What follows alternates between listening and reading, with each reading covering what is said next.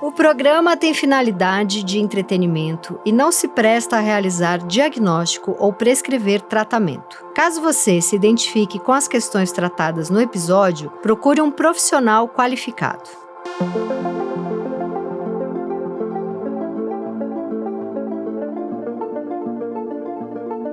Olá, esse é o Desculpe o Transtorno, o meu programa com o Christian Dunker, professor, escritor, psicanalista, programa quinzenal no meu canal do YouTube, também no seu tocador preferido de podcasts.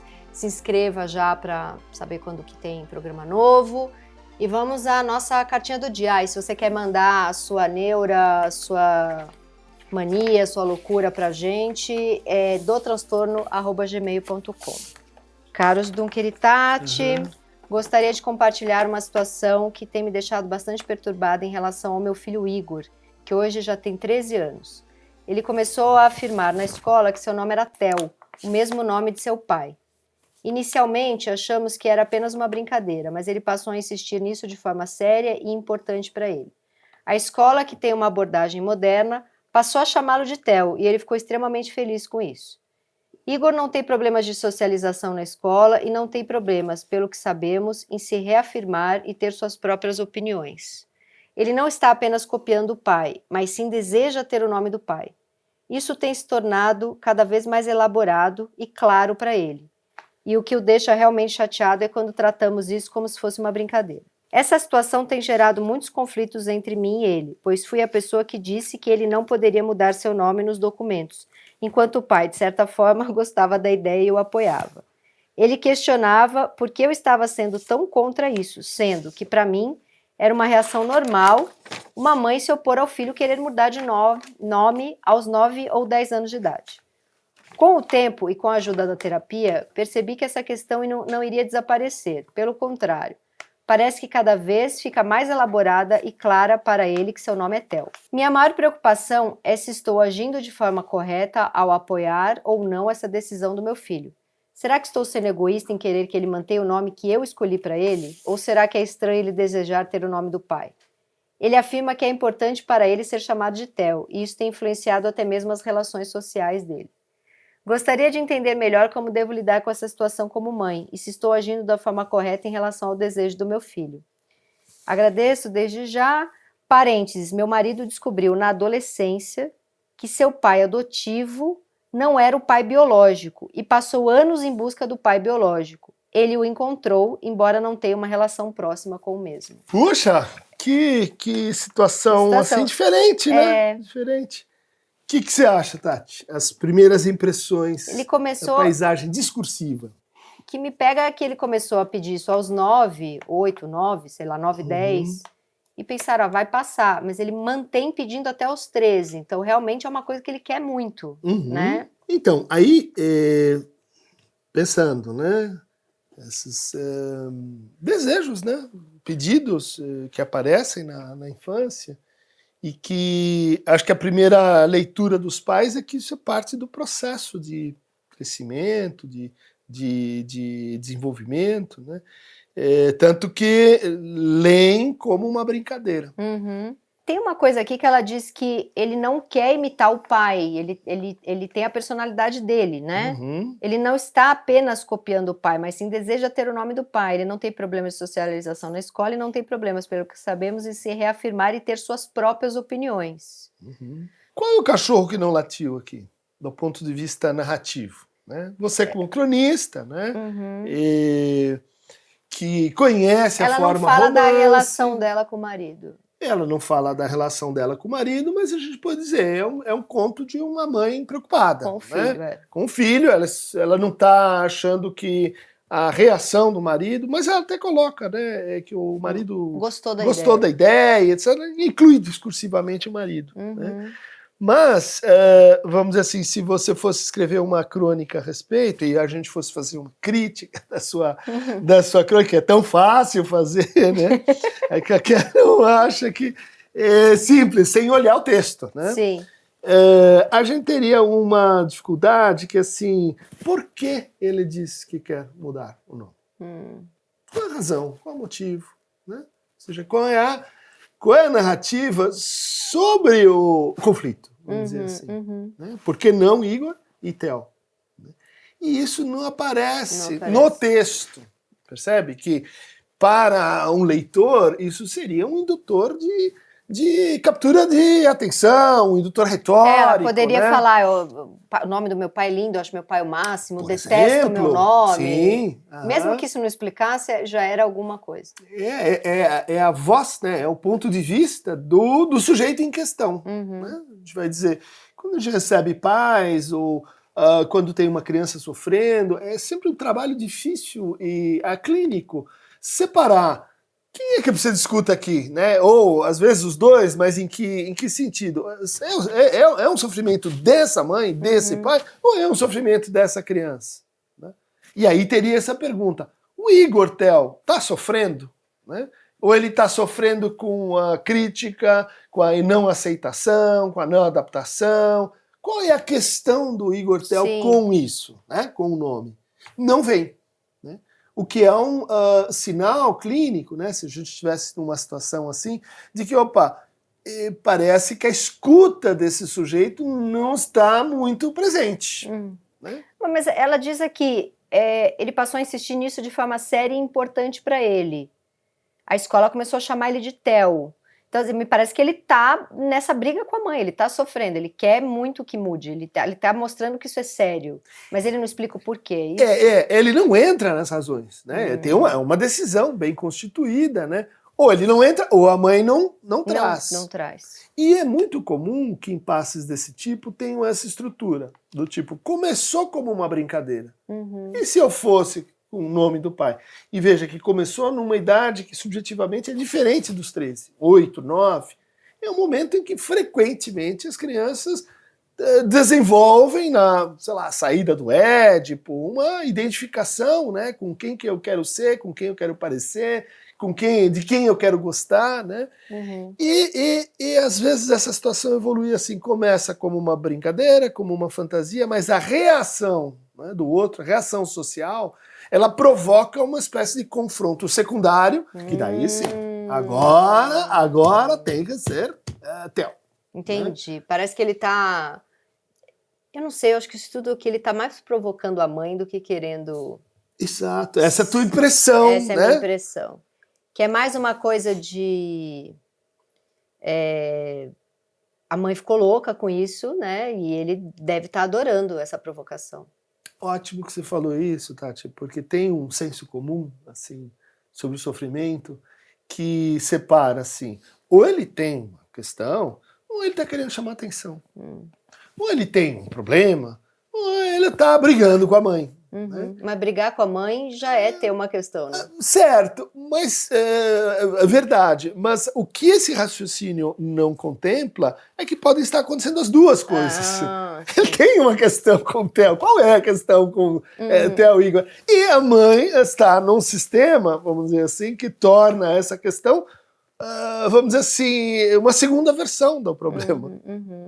E eu fiquei pensando também que, sei lá, ele fez um Édipo maluco aqui, né? Porque quer matar o pai para ficar com a mãe, e aqui ele tá pegando o nome do pai, né? Não sei se a apaixonite louca não é pela mãe. Então... Que parece que a apaixonite louca é pelo pai. Eu quero o nome do pai, eu quero ser meu pai. Quando, na verdade, o Édipo, ele tá pegando o lugar do pai, né? Exato. E aí, assim, clinicamente, a gente já teria... que levantar assim, uma dúvida, que essa operação ela é de fato uma metáfora? Por isso que o Lacan fala metáfora do nome do pai, né? O significante do nome do pai. Por que é tão importante? Não é porque é aquele pai, mas porque ele introduz o sujeito no universo metafórico. Explica um pouco o que é quero ser como um super-homem, quero ser como uma Mulher Maravilha, quero ser como um Tatu-Bola. Ou seja, esse desejo, ele precisa de um universo ficcional para se desenvolver. E a matriz dessa ficção é o que a gente chama de metáfora, ou como ser, ou teatro, ou, sei lá, a pessoa que brinca com bonecos ou com bonecas. Né? Então, a gente entra nesse universo a partir dessa função, né? do nome do pai. Só que, às vezes, né, esse apelo para o nome do pai não tem uma ligação metafórica. Não é assim, estou sendo como meu pai. Ele quer eu sou meu pai. Você não entendeu, eu sou uma encarnação dele, eu sou uma extensão dele, os poderes dele realmente, né, me encarnam, me invadem, e aí a gente tem uma outra dificuldade, né, uma outra problemática. Porque ele não está só brincando, como ela diz aqui várias vezes, ele realmente acredita nisso. A escuta dela vai nessa linha, é uma metáfora. Né? E aí a gente diz, será que é, será que não é? Pode ser, né, uma metáfora muito aderida. Né? Eu tô pensando na minha filha, que já brincou de ser várias coisas. Qualquer desenho que ela assiste, ela fica uma semana sendo aquele personagem. E é muito importante que isso aconteça. Mas né? se com 13 anos ela querer brigar comigo para o nome dela virar, sei lá, She-Ra... Sim, sim. Vamos ter problemas. Daí que a diferença, assim, para examinar de perto seria não a referência à realidade, mas a referência à certeza. Né? Tipo, ou seja, você não pode não ser Theo. Né? Quer dizer, tem uma coerção psíquica, tem uma convicção de que, assim, por alguma razão natural, o seu nome verdadeiro é Theo e você acredita nisso. E a escola chamar ele de Theo, você acha que foi uma coisa acertada da escola? Eu acho que aqui tem uma outra dimensão no caso, muito interessante. Né? Muito, assim, uma reflexão social muito interessante. Que, assim, se a gente pegar a história da modernidade, né, é a história do declínio da autoridade paterna, dos reis, né, da autoridade natural dos pais, da força, né, dos homens sobre as mulheres. De leis. De leis que tem, inclusive, né, a consolidação dessa... no fundo, qual é a origem do seu poder? É porque tem alguma, vamos dizer assim, uma fonte natural para isso, ou cosmológica ou metafísica. Né? E isso vai, na medida que a modernidade vai avançando, vai diminuindo. Né? Tem gente que diz assim, olha, o próprio nascimento da psicanálise é uma espécie de consciência social de que o pai está em crise. Ou seja, há 400 anos. Né? Não inventaram agora essa ideia. Né? Mas, junto com isso, vem uma discussão que é a seguinte. O que a gente chama de pai, então, historicamente, é o arbitrário. É aquilo que você tem que aceitar, que você tem que aceitar. É sinônimo de arbitrário. Né? Como assim? Quando fazem dos porquês. Por que a caneta é assim? Por que a caneta não é assado? A criança está forçando porque eu quero. E por que você quer? Porque é arbitrário. Porque eu mando você, porque eu sou mais velho, enfim. Sim. A gente vai criar mitologias para dizer porque sim. Esse é o arbitrário. Tá. Né? E o arbitrário tem uma importância psíquica. Né? Veja, não é arbitrário do homem, não é arbitrário do pai, é o arbitrário. Da vida. Da vida. Né? E é importante que não seja um arbitrário natural. Né? Não é assim, porque a gente morre, todo mundo morre, então você tem que aceitar. Não pode ser o místico também. Não pode ser o místico. Tem que ser, né, o arbitrário que representa o arbitrário da cultura. Filosófico. Não, cultural. Por que você fala português e não inglês aqui? Não tem. Nossa, minha filha faz esse tipo de pergunta o dia inteiro. É uma investigação sobre o arbitrário. Né?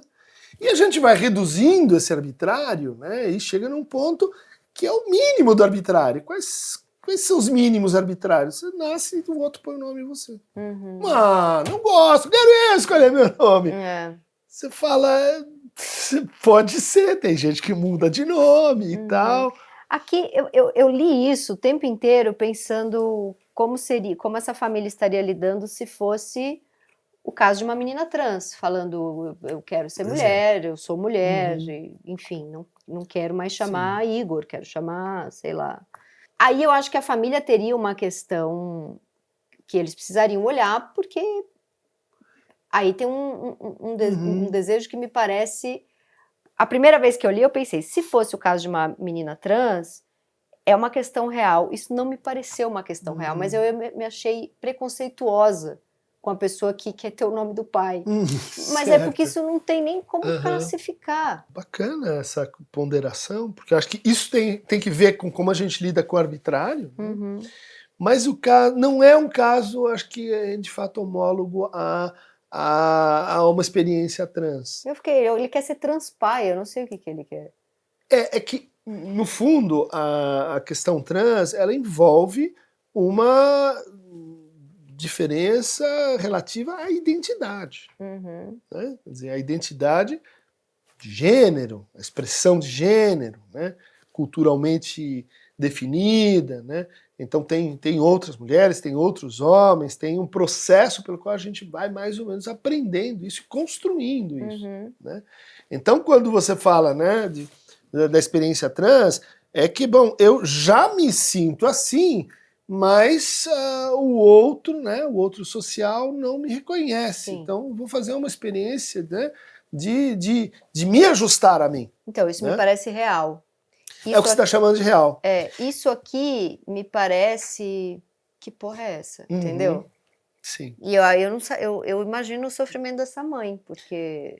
Sabe qual a diferença? É que a gente não tem formalmente, né, socialmente construída, uma identidade TEL. Me diz como é que é um TEL? Me diz como é que é se sentir um TEL? Você vai dizer, não, os nomes próprios, Lacan falou muito sobre isso, os nomes próprios, eles têm uma função bem específica de linguagem. Né? Eu não posso dizer, você se chama Tati como a Tati, então você é como a Tati. Não! A Tati é a Tati, ela tem esse nome porque esse nome é um predicado insubstituível. Outro não pode pegar esse nome e dizer, eu sou a Tati. Quando faz isso, dá encrenca. Sim, inclusive já processei uma pessoa que se passava por mim na internet. É mesmo? É, uma menina, eu vi que eu tinha uma fanpage no Facebook com 1,5 milhão de pessoas, e eu não sabia o que era. Aí falaram pra mim, não, é uma página de fã, por isso chama fanpage. E deixei lá rolar. Só que não era, a menina não se apresentava como alguém que me lia e fez, ela se apresentava, eu sou a Tati, eu fiz uma página para quem gosta de me ler.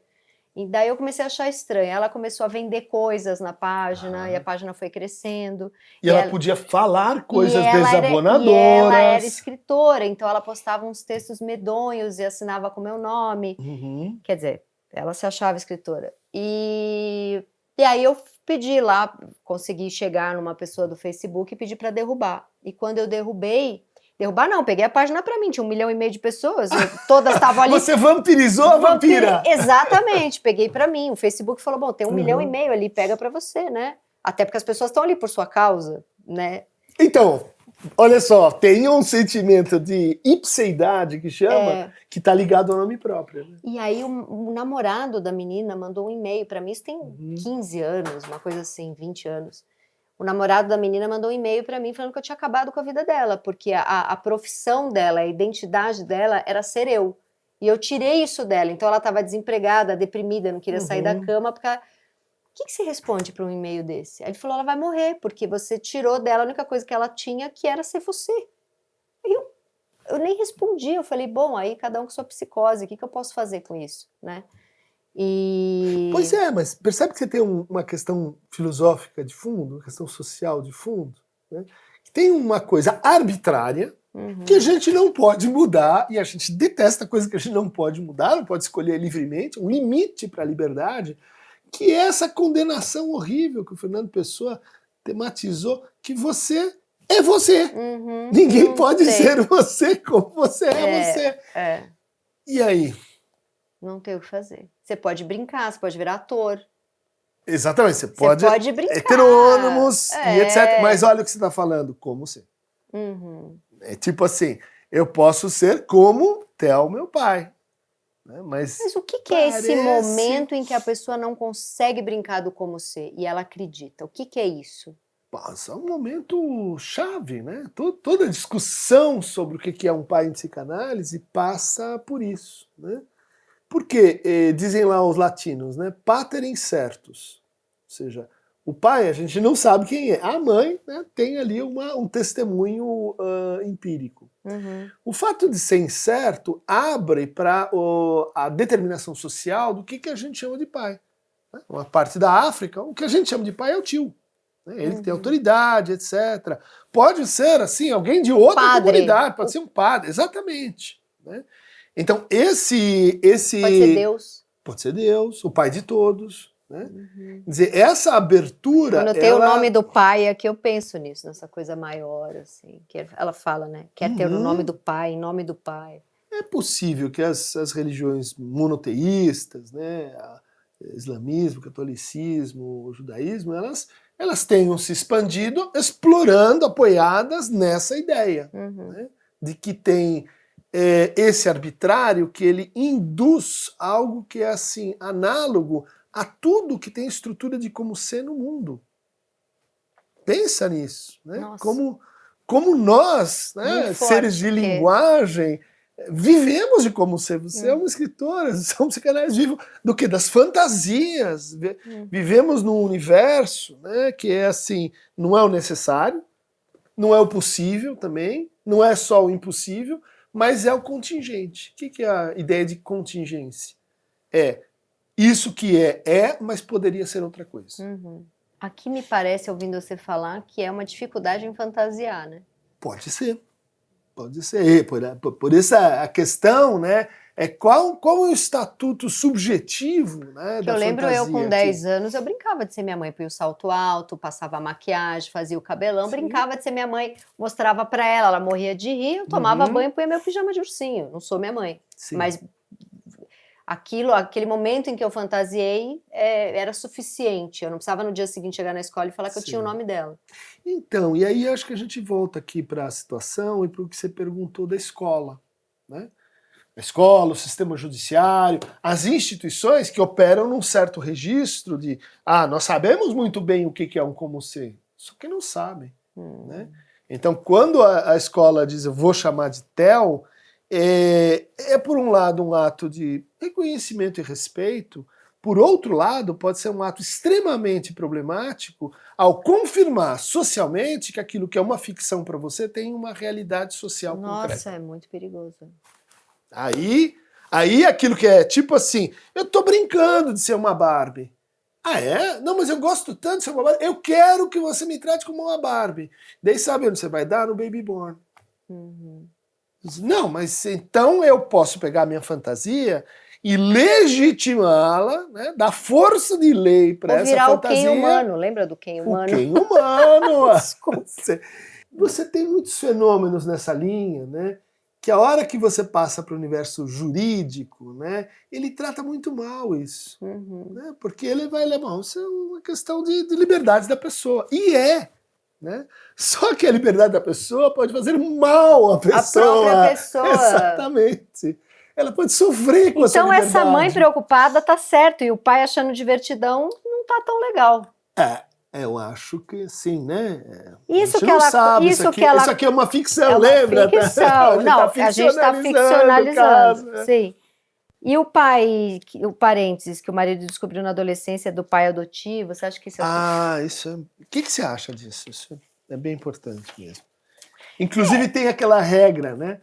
Na análise, que é muita atenção às primeiras coisas que o paciente diz. Né? As primeiras palavras, as hesitações, tanto naquela sessão quanto nas outras sessões, e tanto no começo da análise quanto no fim. Sim. Né?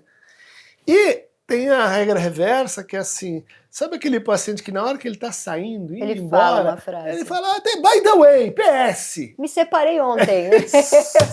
Fala. Tchau!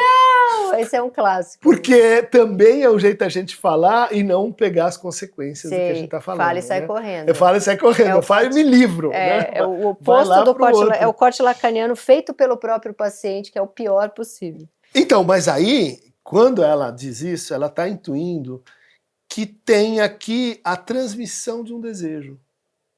Ou seja, esse pai, a micro-história que ela contou, é um pai que se define, né, como alguém que procura o seu próprio pai, que quer saber onde ele está. E quer saber o quê? Vamos fazer uma ilação aqui. Onde está o verdadeiro pai? Qual o nome do verdadeiro pai? Qual o nome do verdadeiro pai? O pai biológico. E esse pai não deu um nome para ele. Ele não tinha o sobrenome do pai verdadeiro. Então, aí você vai tirando consequências, né? Ou seja, esse pai se define por um desejo, não por uma identidade. Né? A identidade dele é precária. Será que eu sou desse? Será que eu sou? Quem sou eu? E tal. E ele se organiza para isso. E isso ele passou para o filho, em hipótese. Daí o filho, como tão frequentemente pode acontecer, se aliena no desejo do outro. Eu fiquei pensando nesse pai que sofre por não ter o nome do pai, o filho fala, não sofra mais, porque eu vou ter o teu. Você está deduzindo uma coisa que aparece num texto do Lacan chamado Duas Notas sobre a Criança. Que é um texto assim, curto, foram notas tiradas por uma outra pessoa, aliás, a mãe da Elisabeth Roudinesco, e que dá pano para livros e livros. E ali ele diz isso. Olha, tem dois tipos de sintoma na criança. Um é quando a criança está reagindo à fantasia dos pais. O lugar na fantasia que esses pais puseram esse sujeito. E daí ela casa com a fantasia dos pais. Ele se filia por meio dessa fantasia. E a outra possibilidade é, esse sujeito cria sintomas. Que são próprios, que têm a sua história, que têm a sua determinação simbólica, ou seja, sintomas que estão assim, com uma criação do filho, né, ou como uma criação dos pais, ainda que os dois sejam, né, formas de... Por que o filho tem essa obsessão de saber se a mãe está feliz, ou o pai? Pergunta que o cachorro que não latiu. Eu não sei fazer esse link tão direto, mas li com essa lembrança de que se eu estou um pouco mais cansada e quieta, a minha filha fica desesperada. Você está triste? O que aconteceu? Você está triste? Desde que ela tem 5 anos. Sim. E eu comentei isso com a minha mãe falou, você era igual. Se eu estava um pouco mais quieta, briguei no trabalho, eu discuti com seu pai, você ficava, mamãe tá triste, para de ficar triste. Uma obsessão de ver a mãe e pai feliz. Tem que ver com essa posição na fantasia, porque a partir disso a criança começa a intuir que ela é uma espécie assim de regulador do desejo dos pais. Ela é uma espécie, às vezes, de salvador do desejo dos pais. Ela é uma espécie de guardiã do desejo dos pais, porque começa a funcionar dentro da fantasia. Né? Então, isso é particularmente difícil para filhos ou filhas que vêm, por exemplo, de uma família com um alcoólatra. Porque o alcoólatra crônico, aquele mais ou menos típico, ele tem alterações de humor muito graves. Ressaca moral, fala coisas. Isso não tem que ver com o processo intersubjetivo dentro da família. Ou pai e mãe bipolar, por exemplo. Exato. Essas alterações muito fortes de humor. E a criança, muitas vezes, se coloca nesse lugar de ser o antidepressivo dos pais. Quer dizer, se você tá triste é porque eu fiz alguma coisa. Se você está contente, é porque eu também fiz alguma coisa. Se você está olhando para lá, é porque você não me quer. Se você está olhando para cá, é porque você gosta de mim.